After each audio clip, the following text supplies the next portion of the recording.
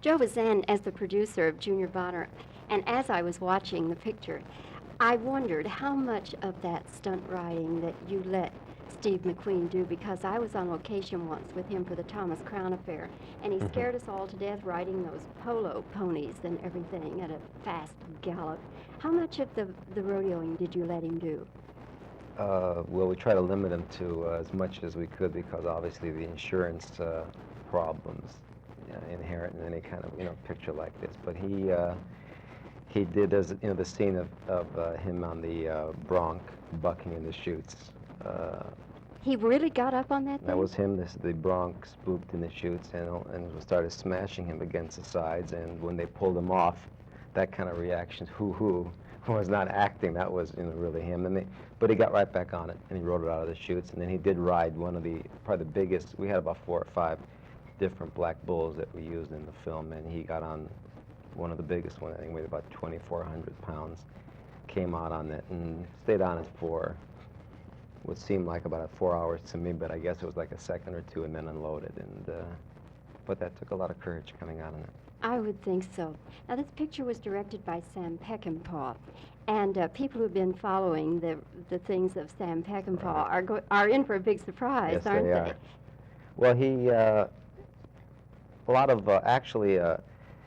a lot of Sam's personal beliefs are in this movie. I mean, I think that a lot of his personal visions about men out of time, still very strong thematically in the film.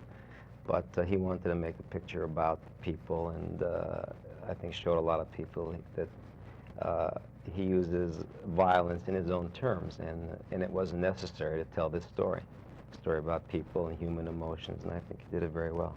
Yes, but people will be surprised.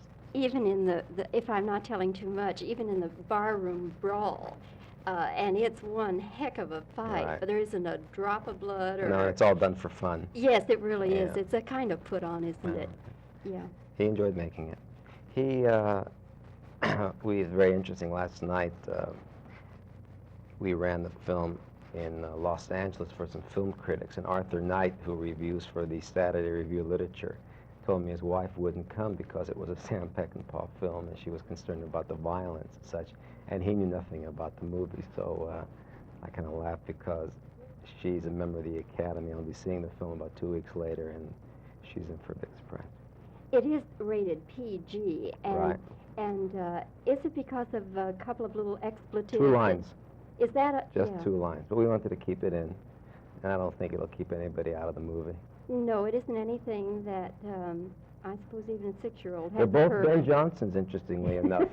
And Ben left, too. He isn't here to defend that's true. himself. No, but and Ben is absolutely violent about not using any kind of off-colored words, and they're his 2 lines in the movie, which gave us the other rating. But they're funny lines. They're enjoyable. I've taken my kids to see the movie, and it doesn't trouble me a bit. Yes. And they're in context with the film.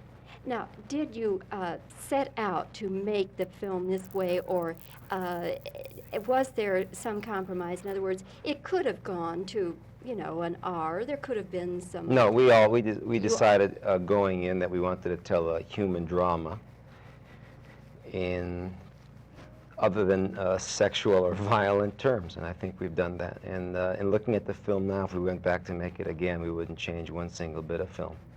Well, it's refreshing from my point of view to see a picture that I really and truly feel I can recommend to That's right. anybody.